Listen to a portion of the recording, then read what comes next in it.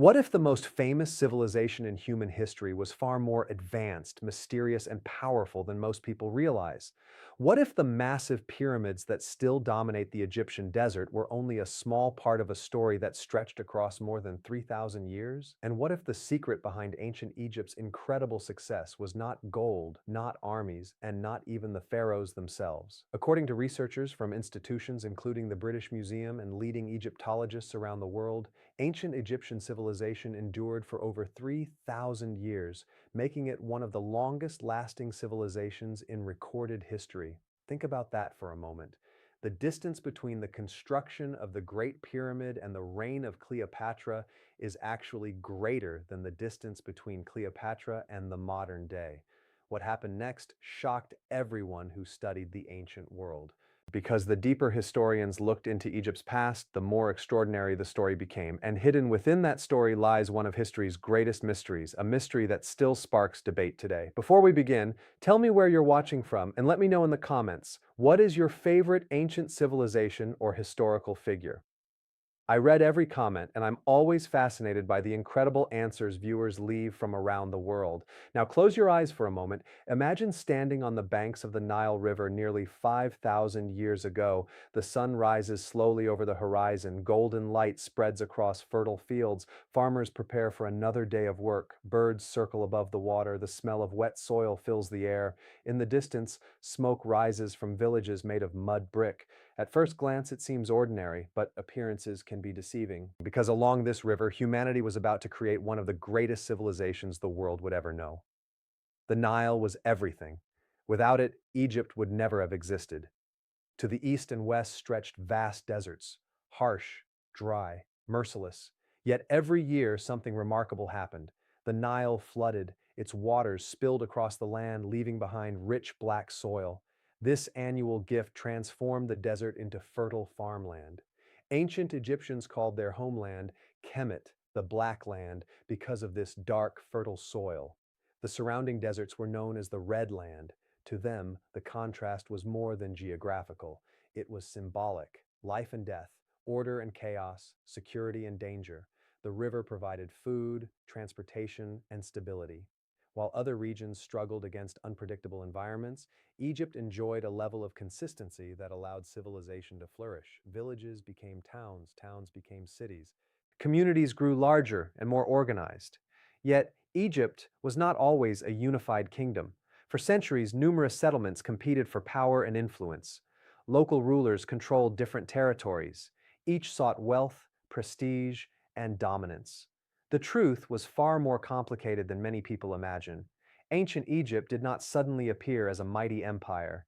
Instead, it emerged gradually through generations of struggle, cooperation, and ambition. Then everything changed. Around 3100 BC, a ruler known as Narmer, or possibly Menes, depending on which historical interpretation is correct, achieved something extraordinary. He united Upper and Lower Egypt. For the first time, the lands along the Nile became one kingdom. Historians still debate some details of this event today, but its significance is impossible to overstate.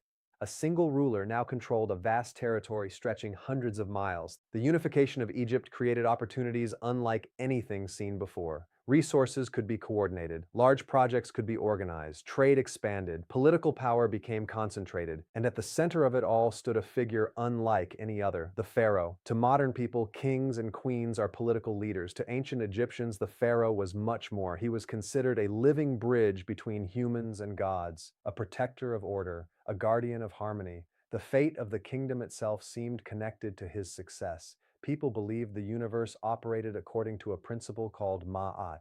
Ma'at represented truth, justice, balance, and cosmic order.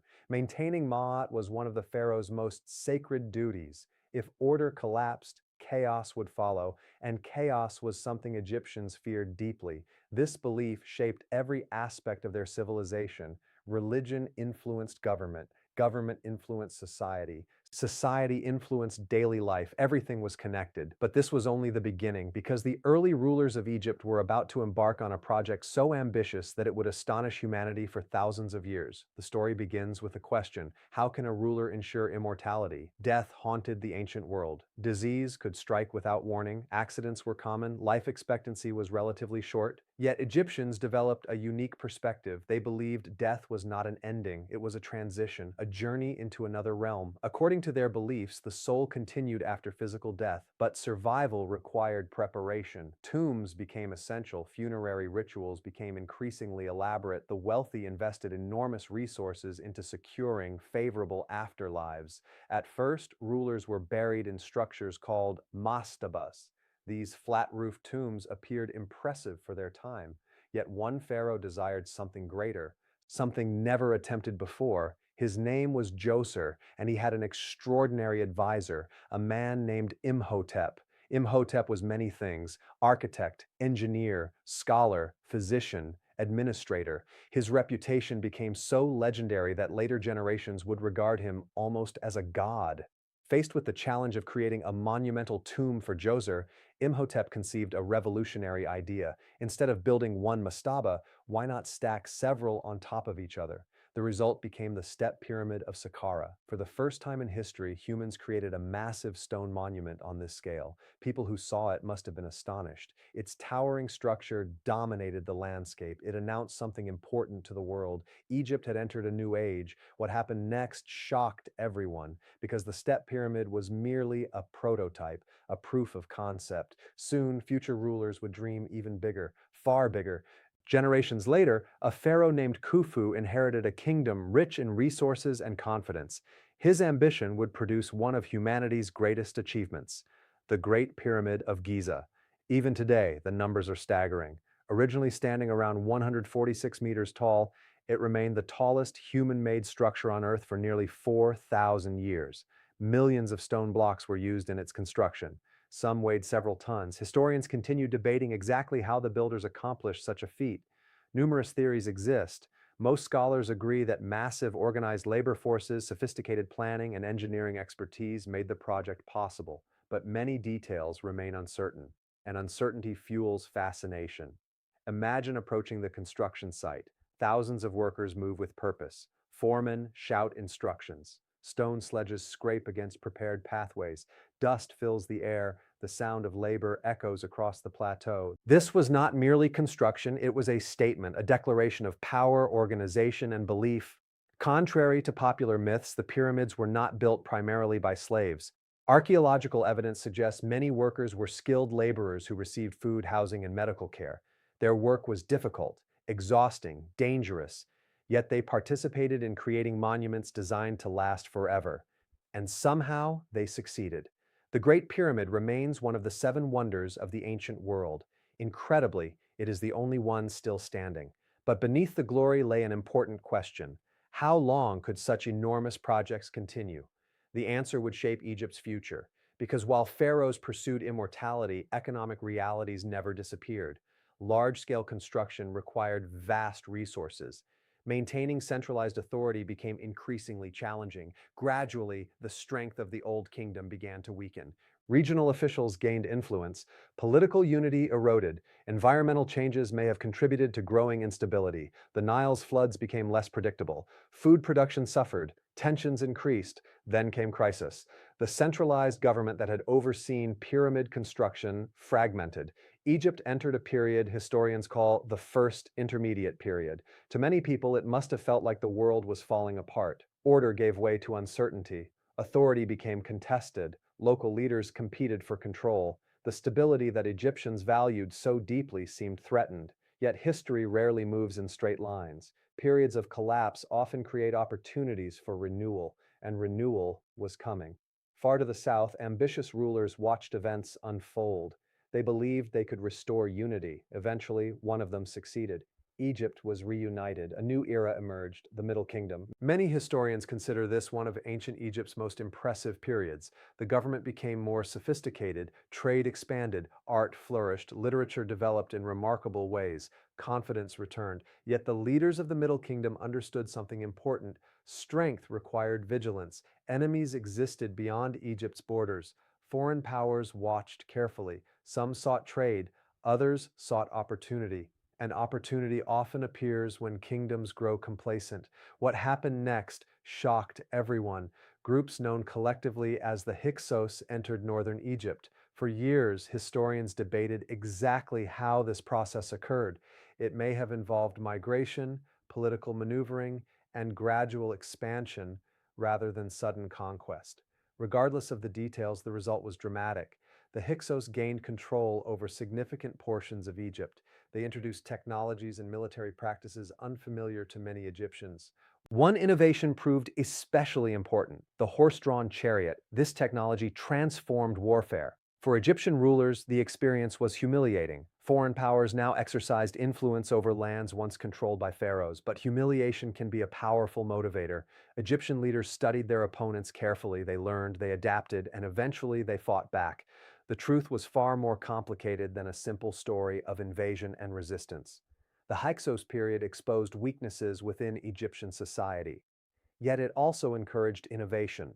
Future rulers would apply those lessons with extraordinary consequences.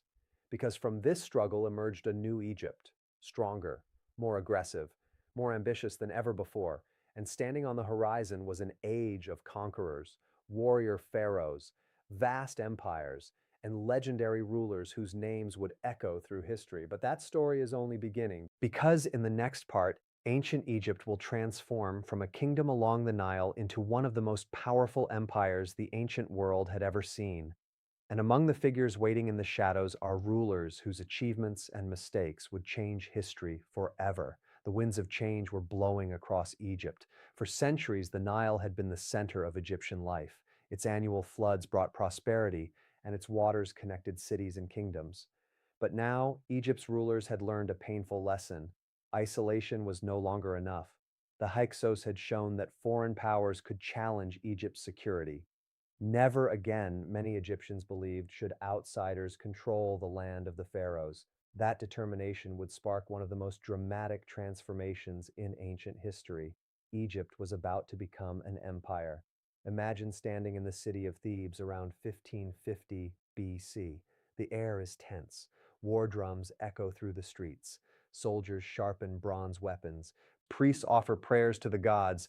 Messengers race through crowded markets carrying urgent news. The kingdom is preparing for war. At the center of this struggle stands a ruler named Amos the First. Young, ambitious, determined. His mission is clear: drive the Hyksos from Egypt and restore Egyptian dominance. What happened next changed everything. Amos launched military campaigns against Hyksos strongholds. Battle after battle pushed foreign rulers farther north. Eventually, their power collapsed. Egypt was free once again. The victory transformed national confidence. The kingdom had survived humiliation and emerged stronger, but this was only the beginning. Egyptian rulers now looked beyond their borders.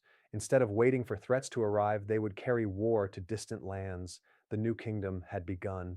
Many historians consider this the golden age of ancient Egypt. The pharaohs of this era commanded enormous wealth, powerful armies, and vast territories.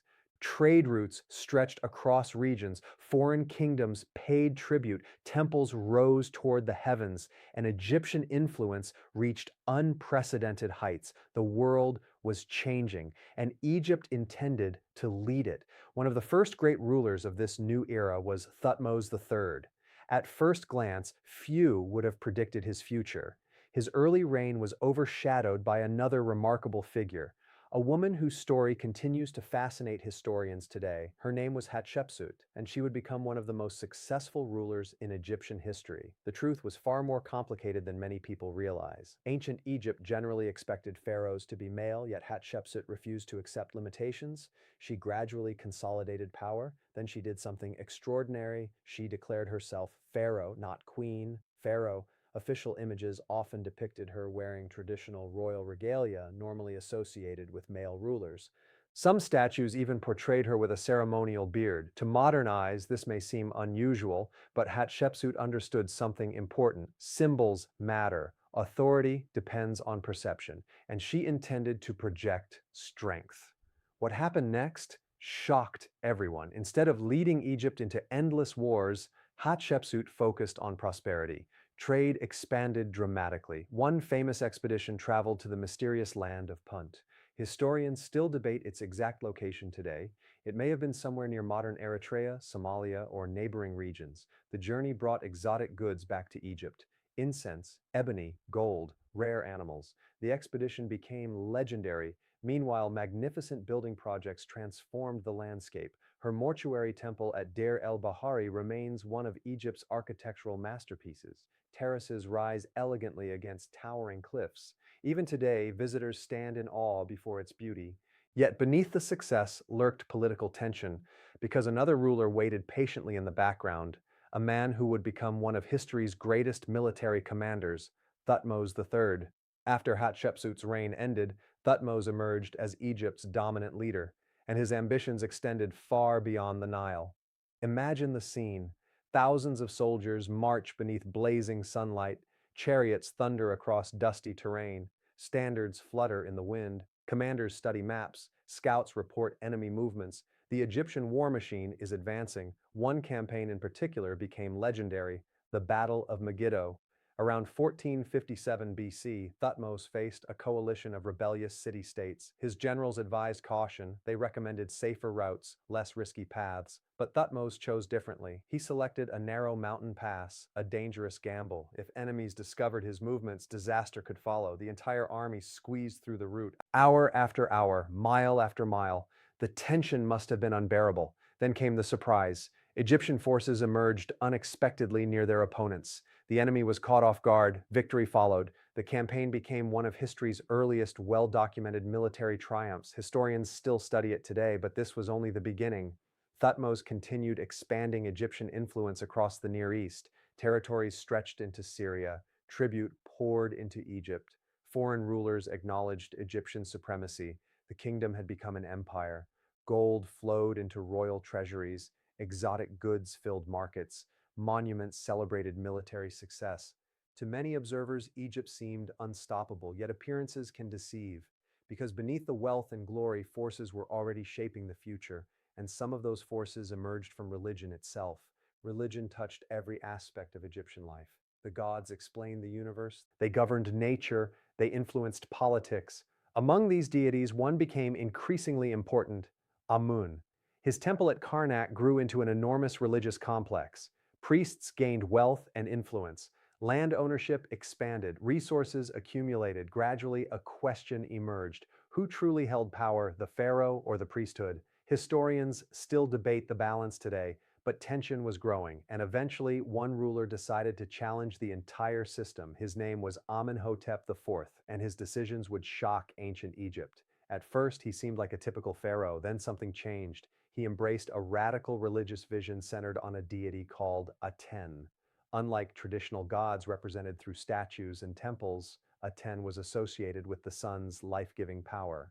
Amenhotep transformed himself. He even changed his name from Amenhotep IV to Akhenaten. The implications were enormous. Traditional religious institutions lost favor. Ancient practices faced disruption. Priests saw their influence threatened. Temples that had stood for generations found themselves sidelined. Imagine being an Egyptian citizen during this period. Everything familiar suddenly seems uncertain.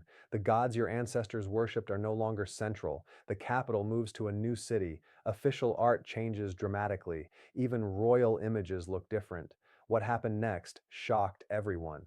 Akhenaten's revolution created deep divisions. Some historians view him as a visionary, others see him as a ruler whose obsession weakened Egypt. The truth remains debated, but one fact is clear: his experiment did not survive long. After his death, traditional beliefs returned. The old gods regained prominence. The priesthood recovered. Yet Akhenaten's story left an enduring mystery, because among those connected to his family was one of history's most famous pharaohs, a young king whose name would become legendary: Tutankhamun. Most people know him as King Tut. Ironically, his historical significance during life was relatively modest. He became pharaoh as a child. Powerful advisors influenced many decisions. His reign was short, and when he died around age 19, few could have predicted his future fame. For centuries, his tomb remained hidden beneath desert sands. The world forgot him. Empires rose and fell. Kingdoms vanished. Generations passed. Then, more than 3,000 years later, everything changed. In 1922, archaeologist Howard Say